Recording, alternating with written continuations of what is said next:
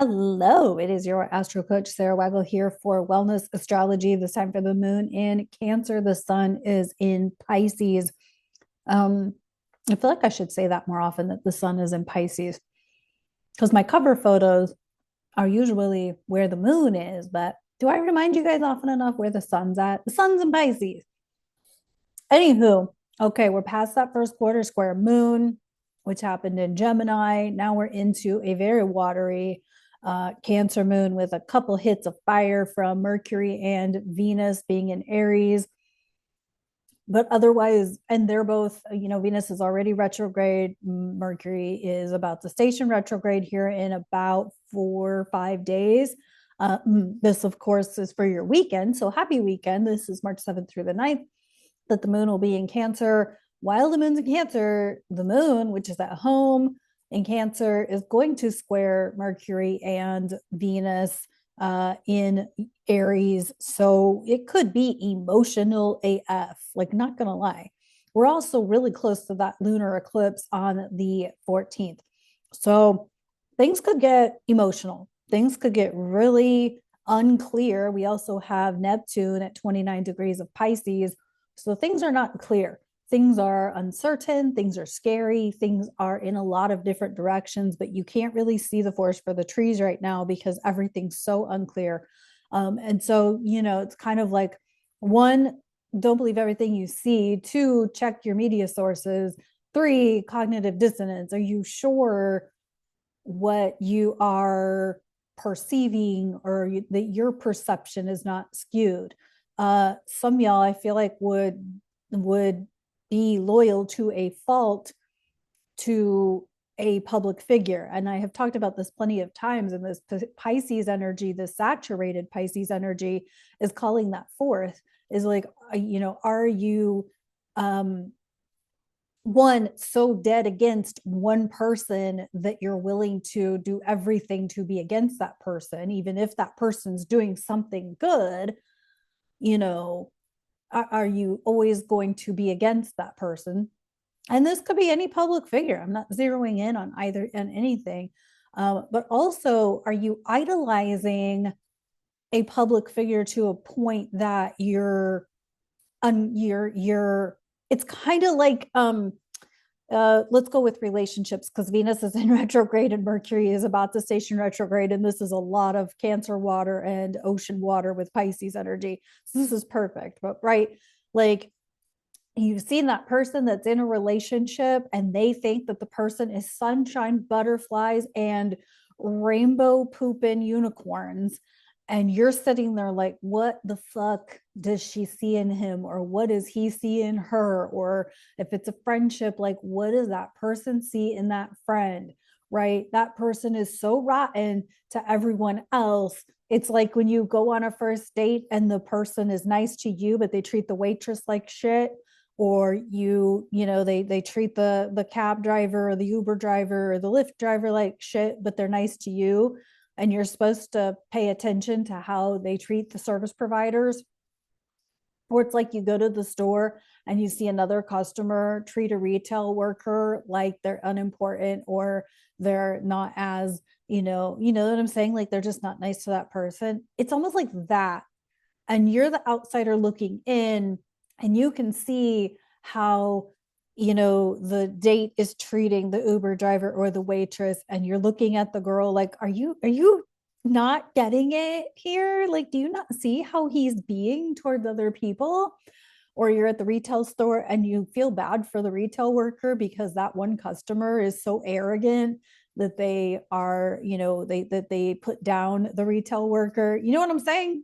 And so that's kind of what this energy to me feels like, is that you're looking around at people that are idolizing or pedestaling, and you're just like, what, do you not see it?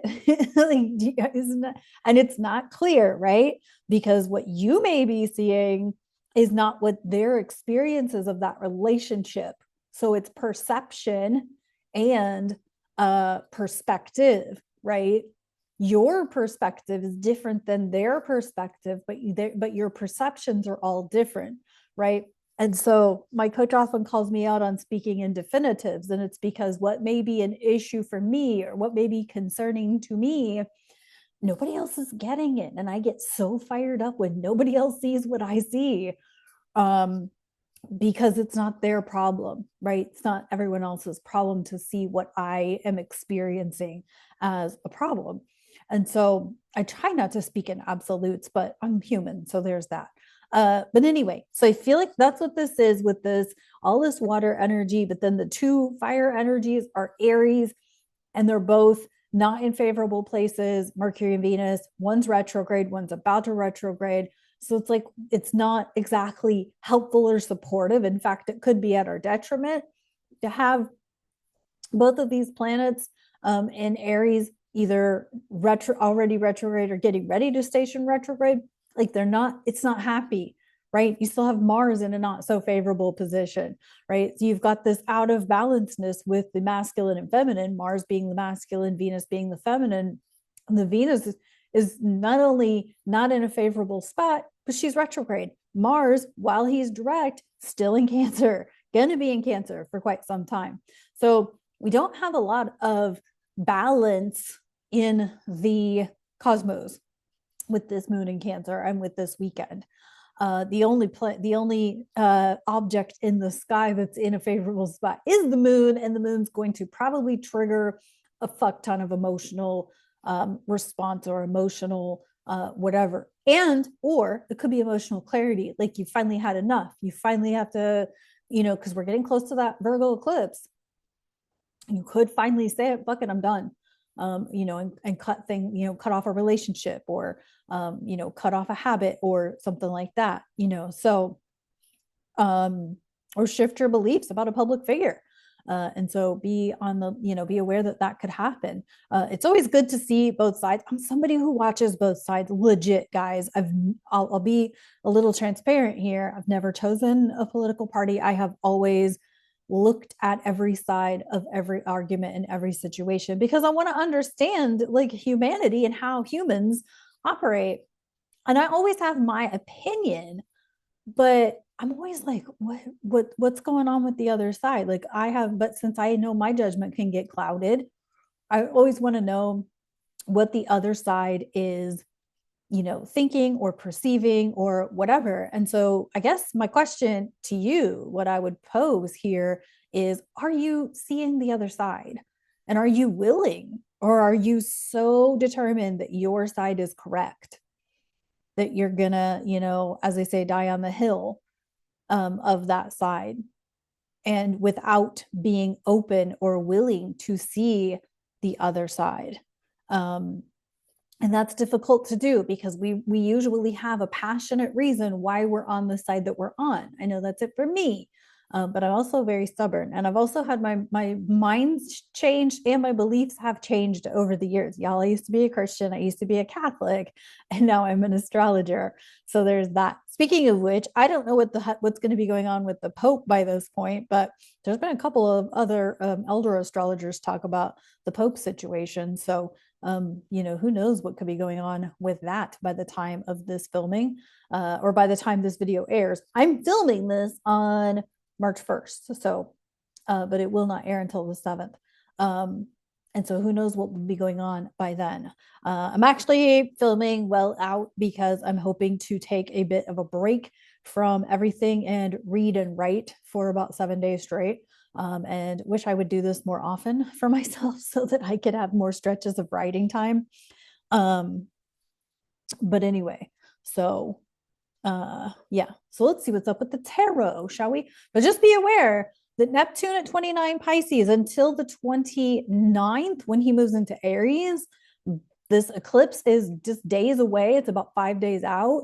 And Mars, the masculine planet, and Venus, the feminine planet, are both in not favorable positions. Even though Mars is now direct and Venus is retrograde, the masculine and feminine is out of balance.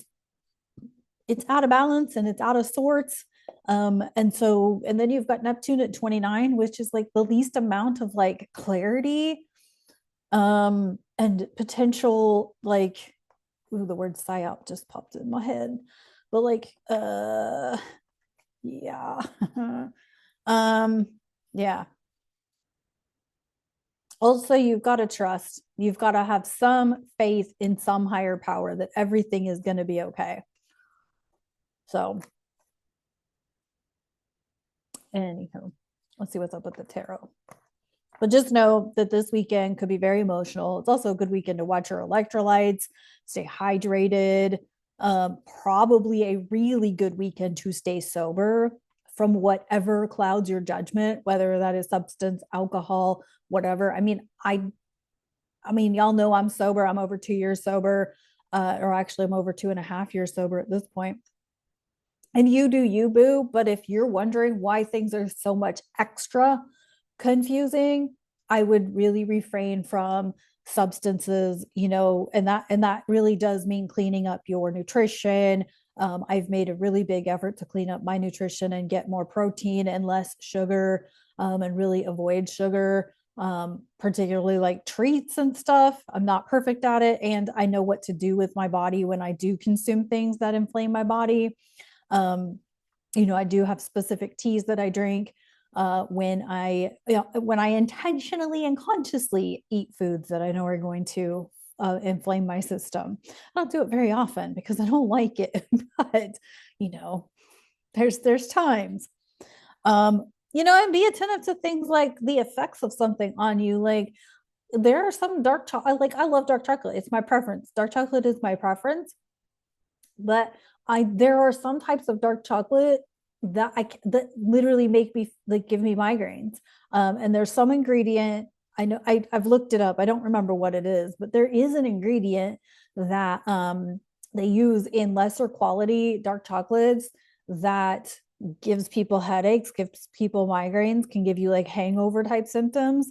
And so let's like be kind of feeling about how your body responds to different things. Right now, there's always being consciously aware of it and intentionally doing it anyway. But there's also like being attentive, because our physical bodies are kind of going through a massive change, because we're getting, I don't know if any of y'all follow the Schumann resonance, but like it's been wild lately. Like, we get homeostasis for like a day or two, maybe 5, and then we'll usually get like this huge amount of light code energy coming down. Well, that messes with our physical being, right? That can give you things like panic attacks. That can destabilize your system a little bit. It can make you just be down dead tired, like you have to go take a nap, like right now. It can make you dehydrated. So watching your hydration. Pisces season also has a lot to do with hydration.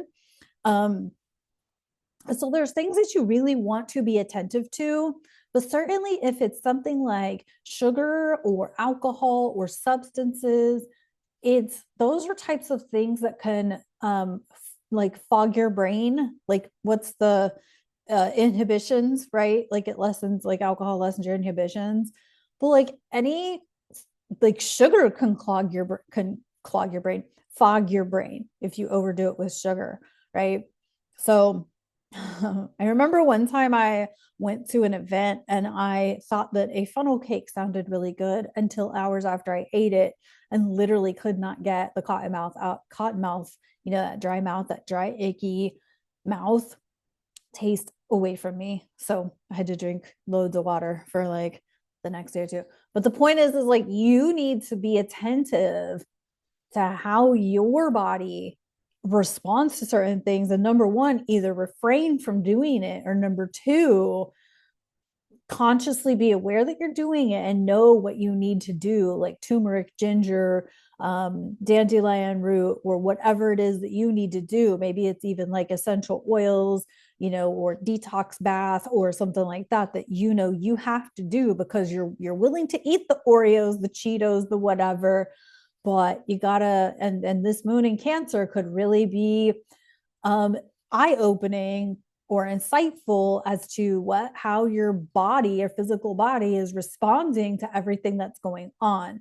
And not only is this moon in Cancer about the physical body, but that Virgo eclipse coming up in about 4 or 5 days is also going to be about the physical body. So you're gonna want to be attentive to feeling what you're feeling. I think I mentioned earlier this week about my root chakra, and my back pain and all of that, and it forced me to rest.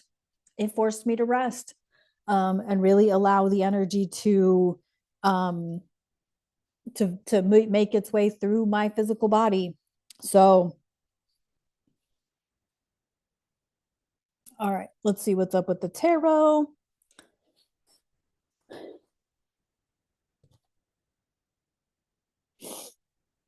All right, we got number 16, life experience. This is Archangel Chamiel, Chamuel, Chamiel. And this is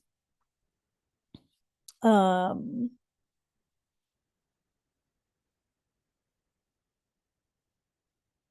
a significant life event, a powerful revelation. Um, a powerful revelation that leads to change, and time to spread your wings. Mm.